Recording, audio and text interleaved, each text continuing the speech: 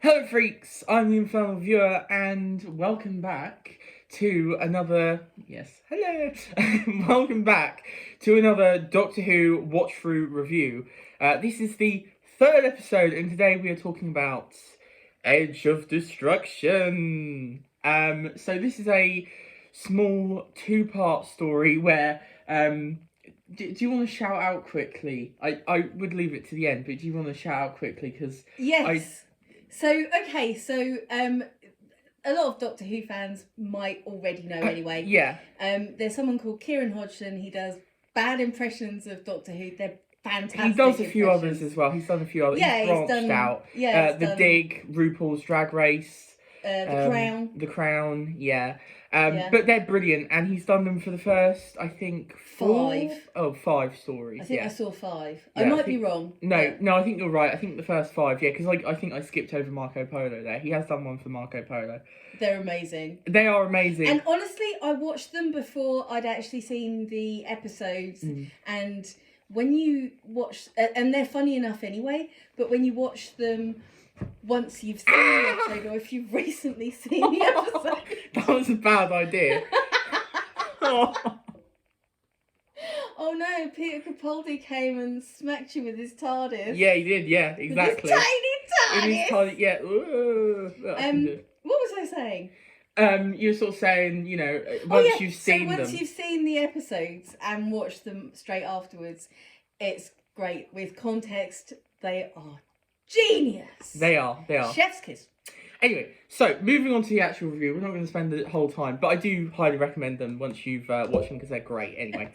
But yeah, so this is kind of when the show had sort of run out of money on the first sort of, because they've been told that they had to do, I can't remember how many episodes they, scheduled to do, but when they got to this point, it was like they had 2 episodes, they only had the TARDIS set and the main crew, and that was it. And obviously, it was kind of like, okay, what do we do? And the writer here, David Whittaker, basically wrote this story, sort of, at the 11th hour kind of thing.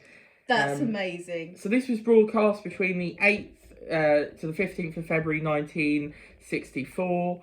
And yeah, let's get on it. So it's a small 2-parter with just the main TARDIS crew. Nobody else, no other guest stars, no other actors.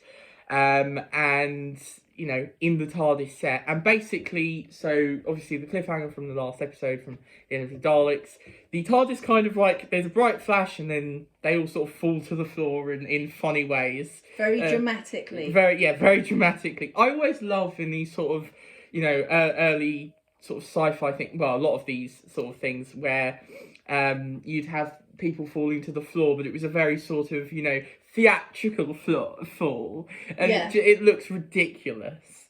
And I mean, the whole story is kind of ridiculous.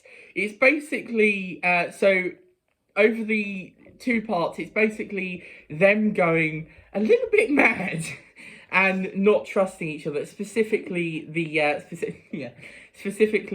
Doctor, who just thinks that Ian and Barbara have like concocted this weird plan to take over the TARDIS to get back to they're Earth. evil. But like, I wouldn't mind, but clearly they wouldn't, because it's like they don't know how to fly the thing. Exactly. And also the person who's acting weirdest in all this is Susan. Yeah. She is. She has her little knife. She's got scissors. Oh yeah, scissors. Yeah, she's got scissors and stabs. Yeah, stabs the bed with it. Well, I say the bed. It looks like sort of. It looks like a sun lounger. It does look like a sun lounger. Yeah. Yeah. I must admit, I said this during the episode, didn't I? But I do love the sort of the early 60s Doctor Who thing, specifically Hartnell's era, where the TARDIS wasn't really like mapped out as such. It was just like there was just random rooms, and it did kind of feel like, apart from obviously the main TARDIS console, you just had like, the food machine room, and the sun lounge bedroom, and and there were just sort of random areas that they sort of appear in, and so it was just when the episode needed a room, it was there. Yeah. And I mean, that has always kind of been the case, but they sort of mapped it out a little bit more sort of later on. It kind of, well, it sort of became more sort of hallways, didn't it, you know, as you go on. Whereas this kind of, you don't really see hallways in this. They're just sort of a few other rooms to the side, aren't there? Yeah. But yeah, so this one is rather fun, and it is just literally a nice character piece. I mean, it is totally ridiculous, and I mean, like you said, you didn't really understand what was going on. I had no clue what was going on until Barbara leapt in and saved the day and explained things, because honestly, I was just like, all right, okay, it's the Big Bang, right, it's fine. Yeah, so basically, the whole premise of this one is that when they took off, he pressed the sort of fast return switch, but it got stuck. The spring got stuck. That is basically what they find out at the end. So basically that is the whole problem. Faulty machinery. Just literally just a bit of spring that's got stuck. That's it. So it kind of feels anticlimactic, but it's brilliant. I loved that. I didn't feel anticlimactic. I thought it was well, no, I think a lot of people sort of take it away as kind of anticlimactic, but I kind of think it's quite a fun sort of thing of like, oh no, it's not really like an evil entity. Even the TARDIS.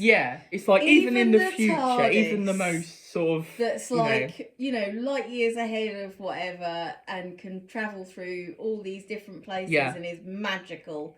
Even the TARDIS can go wrong because of a stuck spring. Yeah, exactly. But this is a nice sort of conclusion as well to sort of an arc that's been going on of Ian and Barbara entering this world and then finally sort of coming together and like, feeling like they are part of the TARDIS team now. Because they do feel like they're the outsiders, like we do, when we enter this world. So now, after this episode, you do have a nice moment where they all sort of come together and go, actually, through these adventures, we've, kind of come together and, you sort of get less of that. We need to get back, Doctor. I don't like you. I don't trust you, Yeah. To sort of more of they've been through quite a lot. So, yeah, it is a good cavemen, and Daleks, and a faulty spring. Exactly. The nice, evil enemies of the first 3 stories. Yeah, it is quite nice though, because they, snowball fight. It's great. Yeah, I do quite like that. And the old coat. Oh yes, the old coat. I do quite like that he brings her around with a coat. It's just like, yes, I've made you a coat. An old coat, yeah. I'm guessing. Well, no, okay, no. I think he just got it from the dressing room. But because he did say that they have like a really big dressing room, didn't they? They did, yes. Yeah. So which has been an ongoing thing ever since, I think. But they're all quite good in this, I thought, as well. Oh yeah, totally. Barbara, I thought, was actually really good in this story. Loved her. And also you sort of find that she is the most sort of intelligent character out of all of them in this one. The Doctor's just like off on his own sort of like mad spree of not trusting anybody and wants to kick everybody out of the TARDIS apart, obviously not Susan, but Yeah. It's like, no, I'm just going to kick you out and I don't care if you die there. Ian is a bit of a weird one because he's just sort of wandering about, not sort of knowing what the heck he's doing, but constantly going, "It's not our fault, Doctor," Yeah. And it always looks like he's trying to strangle someone. Yes, he's always seemingly to strangle someone. And then fainting. Yes, we have a lot of fainting. Yes. Who the Doctor does not believe anybody is fainting. So yeah, it's quite funny. Yeah. I really enjoyed it though. It was a really fun episode. It was, yeah. It's kind of got so if you've listened to the podcast, I know I keep plugging the podcast, blathering on podcasts, on all of your podcast listening places. Well, not all of them. I don't know if it's all of them, but quite a few of them. It's on Spotify. It is. We've been reviewing. Well, we've been watching through Farscape, and the latest episode. Although it is not the latest for the one that we've got to, but the latest one that we've got to, we haven't recorded. Well, we have recorded, but we haven't released yet. We watched Crackers Don't Matter. If you know that, then this kind of felt like an interesting sort of like, we're sort of returning to a similar idea. It's a companion piece, yeah. Yeah, because obviously that one, the crew are going mad, and this is kind of that again. I do rather enjoy Susan's sort of just kind of creepy in this one. Yeah, she's great. I loved her in this one. Yeah. It was really funny. I love how they all have stiff necks as well. Yeah. The stiff neck. It's like they were all acting in Cat on a Hot Tin Roof. Do you remember the posters for yes, that? yes, yeah.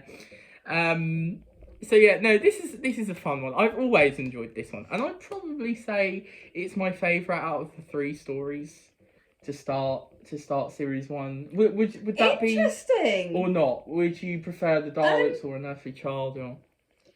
Oh, that's really difficult. You put me on the spot now. Yeah, sorry.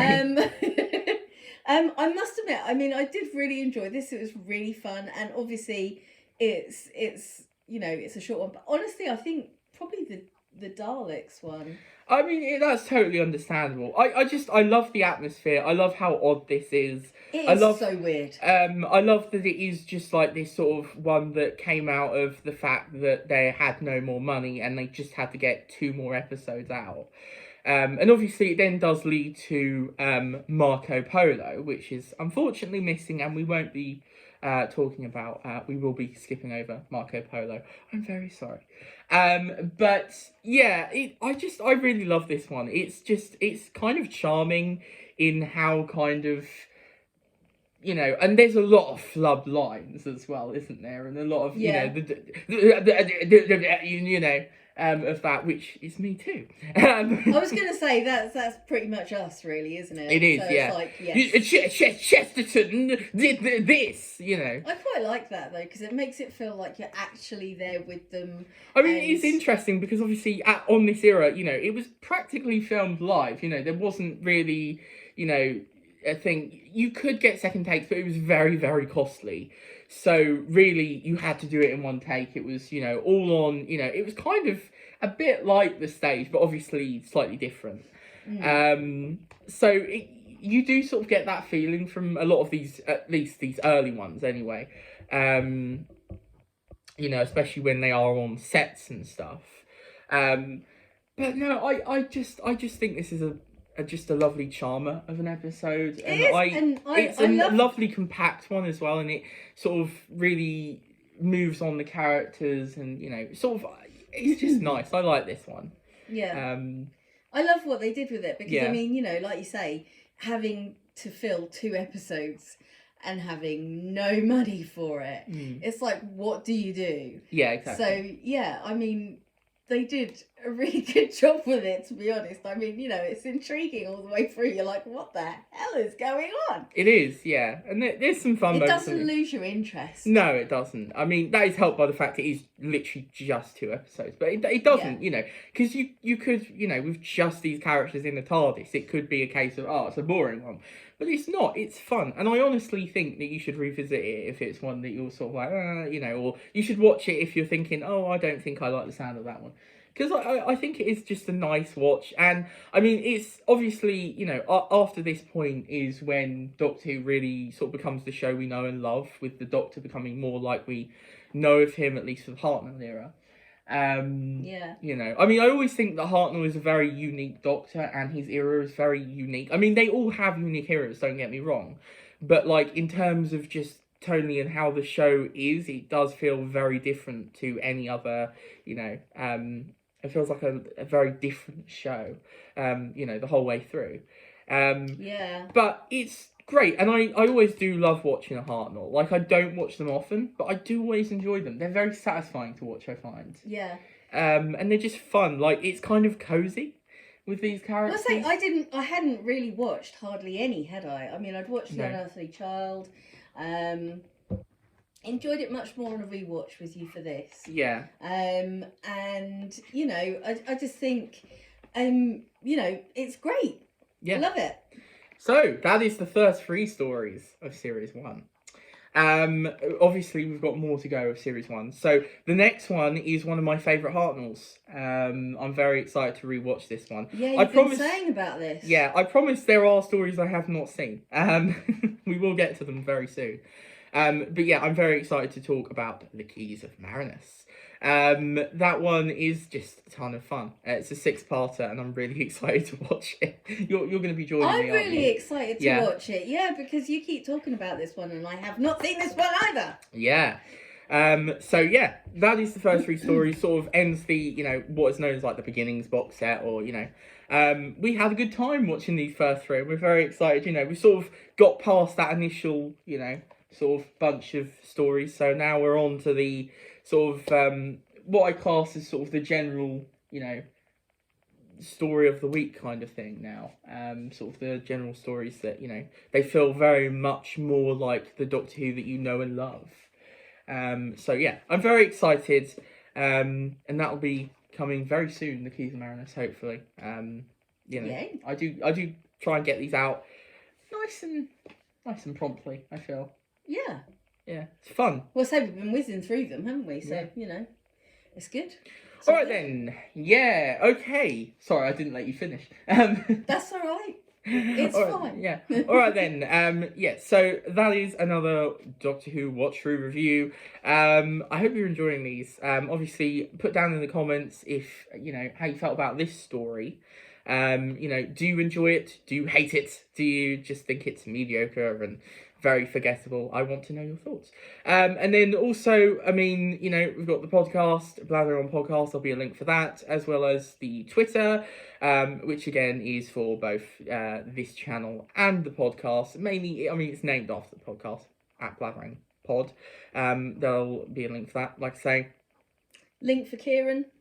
Yes, I must put a link for Kieran Hodgson because he does have a And we want him to make some more. YouTube so like, channel. it would be great if everyone kept visiting. get on the get down there and comment that you know that we want some more, because that'll be great. You know, don't bully. Don't bully him into it, but you know, just be like, oh, these are great. Love to see some more because they're so genius. Yeah, I think the next one he has to do is the Aztecs, which will be fun. Yeah. And I have seen that one. You have, yeah, and that's a fun one. So. Yes. I'm very excited to rewatch that one as well. Series 1 is quite a good series, actually. Very nice. I'm really enjoying pretty it. Good, yeah. Mm. Very solid series. Yes. To begin Doctor Who. So yeah. All right then. I think that's it. I don't think I have anything else to say. I mean, obviously, subscribe and like if you enjoyed, and comment, obviously. Turn on the notifications, as they say, to get updates on the videos. Press the bell, ding ding. Yeah, exactly. And we'll see you next time for whatever video may come, whether that be a Doctor Who watch through or others. See you next time.